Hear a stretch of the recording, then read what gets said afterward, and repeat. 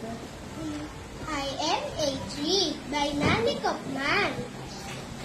I am a tree and I stand so tall. I have great big branches and little branches small. When the wind moves left or the wind blows right, I keep my branches strong with all of my might.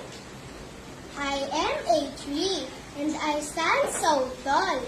I have great big branches and little branches small. Bees can build a hive, bird can build a nest. My branches stay strong. I always try my best. I am a tree and I stand so tall. I have great big branches and little branches small.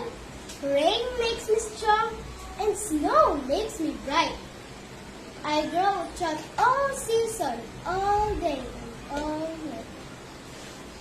I am a tree and I stand so tall. I have great big branches and little branches small. I love the earth and the earth loves me. I stand so tall because